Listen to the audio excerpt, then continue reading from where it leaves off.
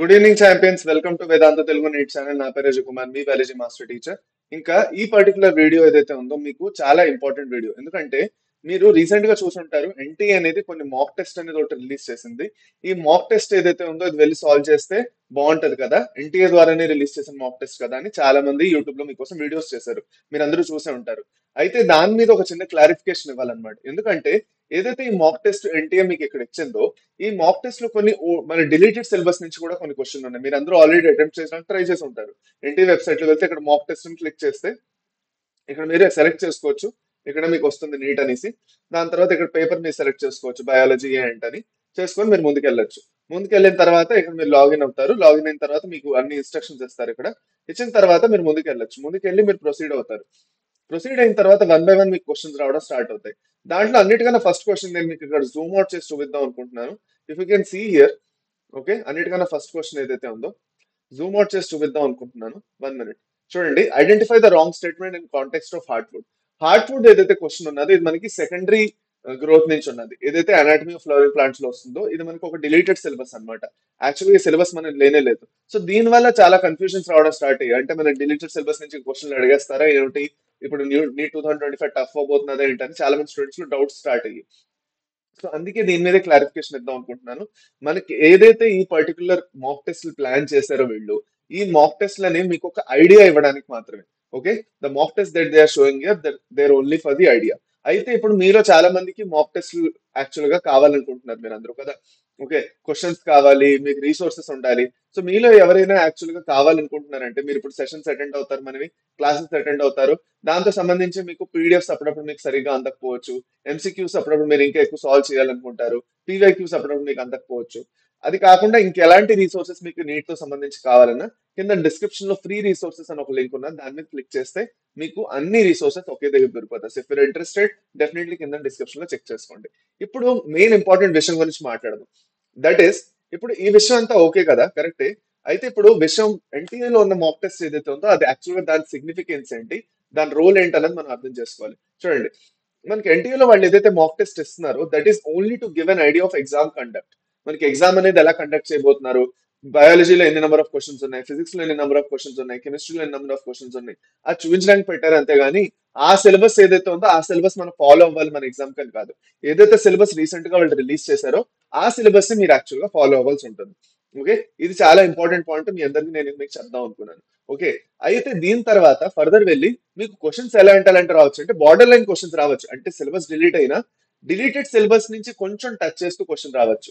Latest ఇప్పుడు మన secondary growth చదువుకుంటాం, ఇవాళ మనం అనాటమీ చేసాం. సో ప్లాంట్ అనాటమీ ఇవాళ మనం చదువుకుంటున్నప్పుడు చూసాం, సెకండరీ గ్రోత్ డిలీట్ అయినా కూడా నేను మీకు యాక్చువల్ గా పెరిడమ్ గురించి చెప్పాను. పెరిడమ్ లోని మనకి సెకండరీ కార్టెక్స్, ఫెల్లం అంటే కార్క్. ఓకే, దాని తర్వాత మనకి ఏదైతే ఏదైతే కేంబియం ఏదైతే ఫార్మ్ అవుతుందో, సెకండరీ ఏదైతే అక్కడ మనకి కార్క్ కేంబియం ఏదైతే ఫార్మ్ అవుతుందో, కార్క్ కేంబియం సెకండరీ కార్టెక్స్ మరియు కార్క్ మూడింటిని కలిపి మనం పెరిడమ్ అన్నాం.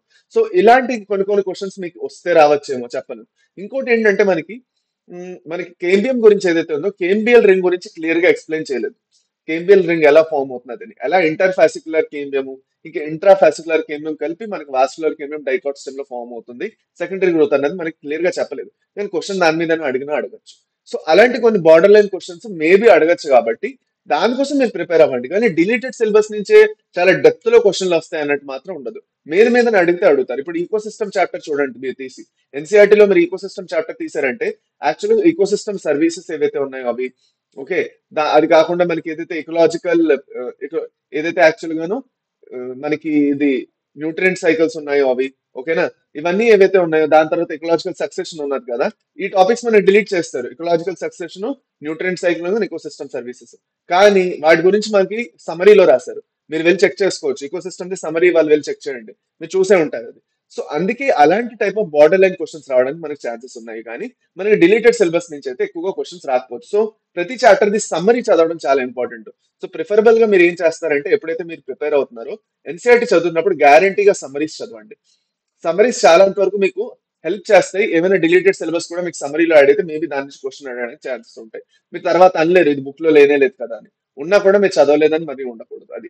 ఇప్పుడు మీకు క్వశ్చన్స్ ఎక్కడి నుంచి చేయాలి, మాక్ టెస్ట్లు అనేవి ఎక్కడి నుంచి చేయాలంటే ఎన్టీఏ అభ్యాస యాప్ ఉంది కదా, అక్కడి నుంచి చేయొచ్చు అంటారు. కానీ దాంట్లో బోల్డ్ అని పేపర్స్ లో డిలీటెడ్ సిలబస్ ఏదైతే ఉందో ఆ క్వశ్చన్స్ సంబంధించి కొన్ని క్వశ్చన్లు ఇంకా ఉంటాయి కొన్ని పేపర్స్ లో. సో అక్కడ ఒక కన్ఫ్యూజన్ ఉన్నది. సో టు అవాయిడ్ దట్ మనం ఏం చేస్తున్నాం అంటే ఒక వీక్లీ బేసిస్ లో మీకోసం ఒక ప్లాన్ అనేది తెద్దామని ట్రై చేస్తున్నాము. అండ్ మీ 100% సపోర్ట్ కూడా మాకు కావాలి. మీరు కూడా నాకు కింద కమెంట్ సెక్షన్ చెప్పాలి, sir please sir we are also interested actually, మనం మాక్ టెస్ట్ ఏమైనా మీరు ప్రొవైడ్ చేస్తే మేము చేస్తాము అనే ఇంట్రెస్ట్ మీకు ఉన్నదంటే నేను డెఫినెట్ గా ట్రై చేస్తాను. కానీ ఎంతూజియాజం నీకు నాకు కమెంట్ సెక్షన్ లో చూపించాలి. ఈ కమెంట్ సెక్షన్ లో మీరు నాకు ఎంతూజియాజం చూపించారు అనుకోండి, yes sir, okay, yes sir we will do mock test if you providers, మీరు మాకు మాక్ టెస్ట్లు ఇచ్చారంటే గ్యారంటీగా మనం చేయడానికి ప్రయత్నిస్తాం అనేసి మీరంటే మేము కూడా మా తరఫు నుంచి 100% ఎఫర్ట్ పెట్టి మీకోసం మంచి మాక్ టెస్ట్లు తీయడానికి ట్రై చేస్తాం, ఫ్రీ ఆఫ్ కాస్ట్. ఉట్టుకుట్టుని మీరు ఏదో పే చేయాల్సిన అవసరం లేకుండా వీక్లీ ఒక మాక్ టెస్ట్ మీకోసం కొంత చేయడానికి అనేది మా ప్రయత్నం ఉంటుంది. అయితే ఈ ప్రయత్నం ఇంకా ఫలించాలి అంటే బాగా మీ తరఫు నుంచి నాకు సపోర్ట్ కావాలి. కింద కమెంట్ సెక్షన్ లో నాకు చెప్పండి if you really want a mock test. So mock test అనైనా కమెంట్ చేయండి, లేదంటే we are interested for a mock test అనైనా కమెంట్ చేయండి. ఓకే, డెఫినెట్ గా మనం మీకోసం మాక్ టెస్ట్ ప్లాన్ చేస్తాం, తీసుకొని వస్తాం. వీక్లీ ఒక మాక్ టెస్ట్ వస్తుంది, మొత్తం కంప్లీట్ సిలబస్ మీద మాక్ టెస్ట్ వస్తుంది. ట్రై చేస్తున్నాం, ప్రయత్నిస్తున్నాం, మీ సపోర్ట్ కూడా కావాలి. అది వర్కౌట్ అయిందంటే మాత్రం సూపర్ ఉంటుందమ్మా. ప్రతి వారం మీకు మంచి ప్రాక్టీస్ అవుతుంది.